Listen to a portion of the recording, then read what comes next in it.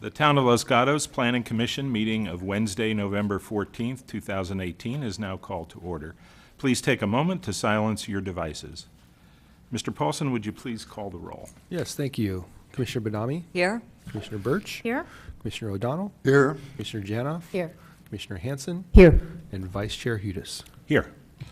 I'd like to ask that everyone join Commissioner Birch to the Pledge of Allegiance. Pledge allegiance to the flag of the United States of America and to the republic for which it stands, one nation, under God, indivisible, with liberty and justice for all.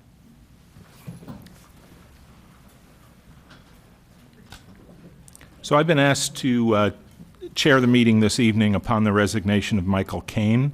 I'd like to take a second to thank Michael for his service to the town and his sense of duty. Although he and I may not have agreed on several items, I have the utmost respect for Michael and his significant devotion to many areas, including protecting the hillsides. Thank you, Michael, and thank you to staff and other commissioners as I manage my way through this meeting. As the Planning Commission conducts this meeting this evening on behalf of the Town Council and residents of Los Gatos, we encourage active participation, which is essential for democracy and critical to the work of the Planning Commission. That participation can occur through written comments about agenda items submitted to the staff prior to a meeting, which are always welcome and helpful. And during the meeting, there are two opportunities for members to participate. During verbal communications period, an individual may speak on any topic not on the agenda, and during the hearing on a specific item, any member of the public may speak about that item that is on the agenda. If you wish to address the Commission tonight during verbal communication period or during the consideration of an agenda item, please complete a speaker card located on the back of the benches where you're seated. Turn the card into a staff member. Please print your name clearly so I can try to manage it.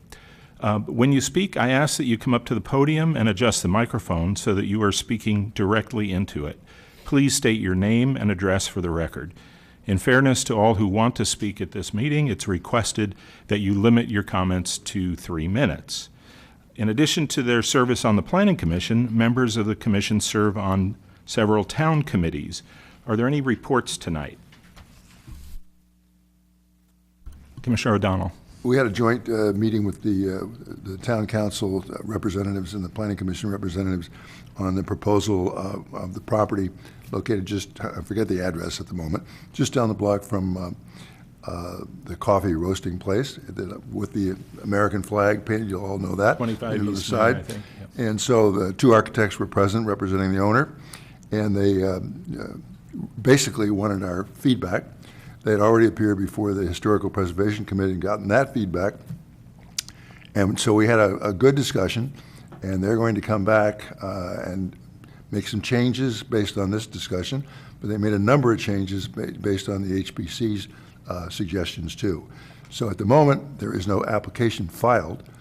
So those two meetings have been advisory only, but I thought it was a good meeting, and we were only missing Michael, and we did miss Michael. Thank you. Commissioner Hanson. On October 30th, the General Plan Advisory Committee, of which the planning commissioners represented on that are Commissioner Birch, Commissioner Janoff, and myself, met for the first time.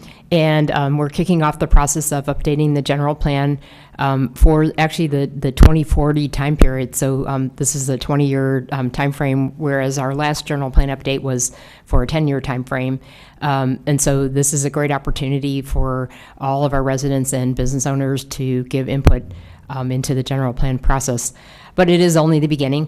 What we did in our first meeting is we established the chair and vice chair. I'm the chair of the GPAC, and Commissioner Janoff is the vice chair of the GPAC. And we discussed the input from the community workshop that was held on October 17th, in which approximately 17 residents attended and gave some input on what are the big issues and opportunities for the town. We discussed one page of their input and took us a couple of hours. So we will be continuing that discussion on December 11th. And as I said, this is the beginning of a 2-year process, so we will be having more meetings, and there will be more joint study sessions with the town council and whatnot. Thank you. Great. Thank you for the report. Are there any matters that the commission would like to discuss, commissioners would like to discuss about the commission itself? Okay, seeing none. We now come to the verbal communications portion of our meeting. Members of the public are invited to address the commission on any issue not on the agenda of tonight's meeting. Please remember, if there is a 3-minute time limit. Do we have any cards? Okay, then no one has to remember that. Okay, we have some consent items tonight, and there are actually 2 items to be considered in a single motion. We will be considering item 2 and item 3. I'm sorry, item 1 and item 2. So these are items to be acted upon in a single motion. Before the Planning Commission acts on the consent calendar, any member of the public or the commission may request that any item be removed from the consent agenda.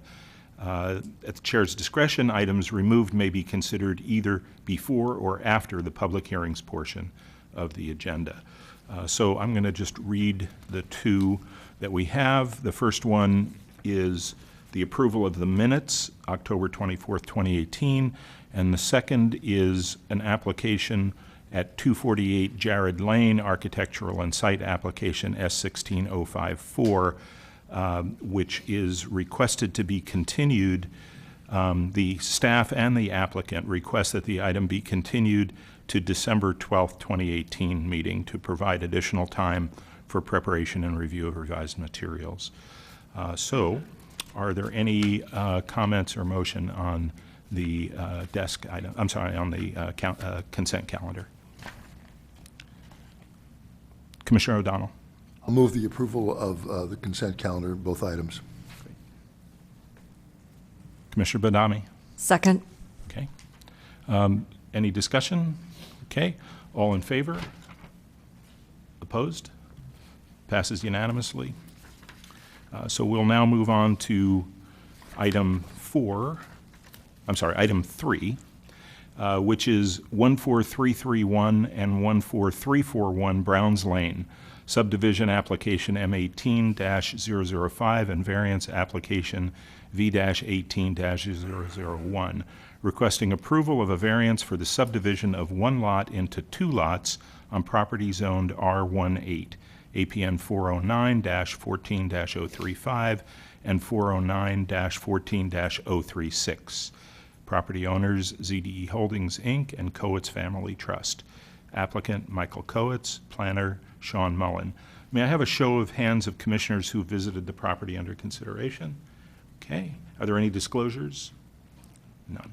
Okay. Mr. Mullen, I understand you'll be giving the staff report this evening. Thank you. Before you tonight is a request for a variance to subdivide one lot into 2 lots. The subject property is currently developed with 2 non-conforming single-family residences and associated accessory structures. This subdivision application is a requirement of a 1983 judicial order stemming from the distribution of an estate. The owner at the time did not comply with this order, and a notice of violation was recorded on the property by the town to prevent continuous change of ownership for lots that were created illegally. The current owner has applied for subdivision of the single lot into 2 lots to satisfy the requirements of the judge's order and the Subdivision Map Act. The proposed lots would comply with the minimum lot size and frontage requirements of the R18 zone. However, as detailed in the staff report, the subdivision requires approval of a variance to reduce the required lot depth for both lots, and for Lot 1, the required lot depth for lots backing onto a railroad right-of-way. The staff report details the findings required for granting a variance and recommends that those findings can be made for this application. And given the analysis presented in the staff report, staff recommends approval of the variance and subdivision applications subject to the conditions of approval included as Exhibit 3. This concludes staff's presentation. We are available to answer any questions. Thank you, Mr. Mullen. Are there any questions of staff from any of the commissioners? Commissioner Hanson. Thank you for, the staff report was excellent, by the way. I just had a couple of questions for curiosity, and they're probably for our town attorney. The first one was, on the 1983 court order, is there like a statute of limitations on a court order, or is this more of the situation that the land is already subdivided in without being legally subdivided and having two houses? So there is no statute of limitations on it. It's a court order that goes on forever, but it was just, that court order was really just a division of the property. Technically, what should have happened when that court order was done, they should have immediately came to the town and did this subdivision. And it's an interesting history on this property in that when I came in, the file was quite large based on code violations and disrepair of the property. It had quite a colorful history with numerous dogs, flags, everything in the neighborhood that they just couldn't get cleaned up, and that's where the notice of violation. So what happened was you know, there's two houses out there, and one was being sold, and how it was being sold without proper title, I have no idea, but then it would go into foreclosure because they couldn't improve the property. They'd come to the town and say, we want to improve this property, and we'd say, no, you have to do a subdivision, and no one would go through with that process. So it was continually not being improved until where we are now, but the court order never elapses is a short answer for you. Okay, thank you. But my other question is about the setback from the railway. It's clear that there's a 125-foot setback. My question was about when there's a variance, do we have the authority? It wasn't mentioned that we didn't, so I assume that that is the case. But I wanted to ask a question because when you consider like things that happen with Caltrans, we usually have to go ask Caltrans if it's okay. So I'm assuming that we don't need to ask the Southern Pacific Railway for the variance. I mean, there's already other properties that are within the setback. I saw that in the report. So That's correct. The town wouldn't need to ask permission because this is the town's regulation and not Southern Pacific Railroad. So the request is for a deviation from the town's laws, not a requirement of Southern Pacific. thank you. Thank you. Other questions for staff? Okay, we'll go to the applicant now. And the applicant has 10 minutes to make a presentation. I have a card from Michael Kowitz. I don't know if I'm pronouncing that correct, but you can correct me when you get up to the mic. Thank you.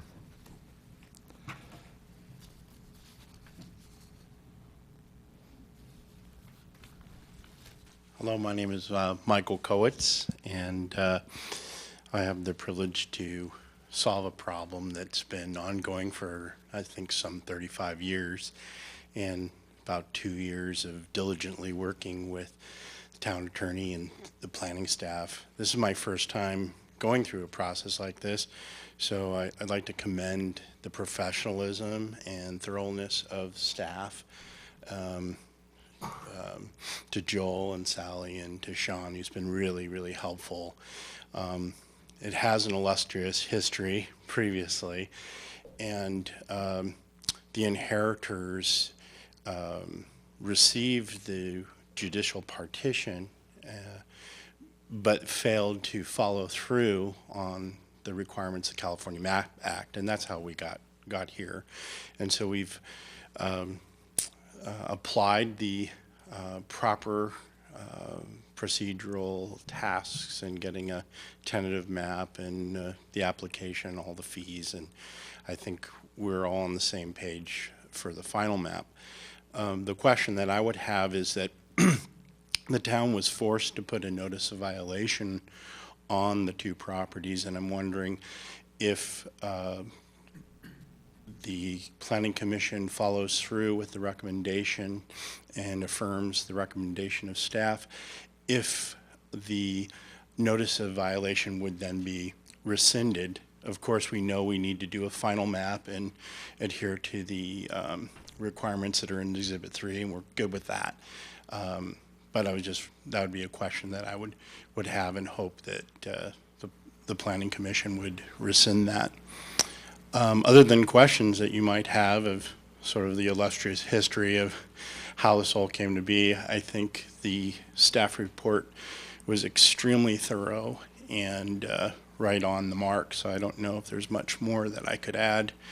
I'm just excited that we can make Los Gatos a little better, and since we've been cleaning it up, we've had no more complaints. So thank you very much. Okay. Thank you, Mr. Coates. Are there any questions from the commission for the applicant?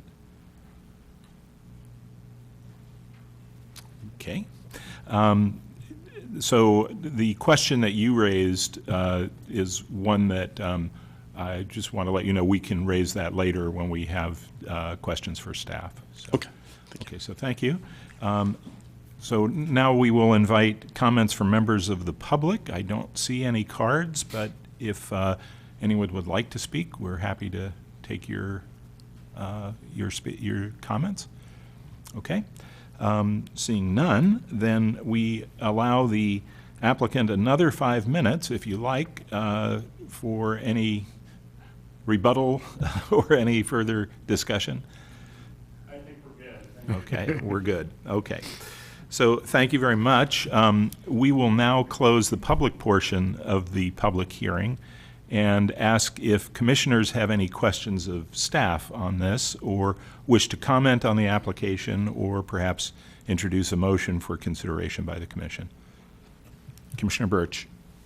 I would like to ask the town attorney the question that was posed by the applicant. Certainly, if approved by Planning Commission and once the final map is approved and filed, we would rescind that notice of violation. Thank you. Okay, any other questions? Okay, comments, motion? Commissioner O'Donnell. I'll make a motion. The motion would be we find that the project is not subject to the California Environmental Quality Act pursuant to the adopted guidelines as set forth in paragraph 1 of paragraph B in our report today, and the states the reasons why it isn't covered. We would make the findings, or the motion would make the findings required of section 292170 of the town code for granting of variance. That's more particularly described in Exhibit 2. And we would make the required findings as required by sections 66,474 of the Subdivision Map Act, further mentioned in Exhibit 2. That would be the motion. Thank you, Commissioner O'Donnell. Do we have a second? Commissioner Birch. I'll second the motion. Okay, the motion has been seconded, so I will now call the question. In favor? Opposed? Motion passes unanimously. So after action by the commission that we've taken, Mr. Paulson, are there any appeal rights regarding this item? There are, thank you. Anyone who's not satisfied with the decision of the Planning Commission can appeal that decision. The decision must be appealed within 10 days. The forms are available in the clerk's office, and there is a fee for filing an appeal. Great. Thank you. And Mr. Paulson, do you have a report from the Director of Community Development, as that's our last item on the agenda? Yes, thank you. So Commissioner Hanson already mentioned the next General Plan Advisory Committee meeting, which will be happening on December 11th. Here in the chambers at 7 p.m. Additionally, the Planning Commission only has one more Planning Commission hearing before the end of the year, and that will be December 12th. So we'll see you then next for the last Planning Commission meeting.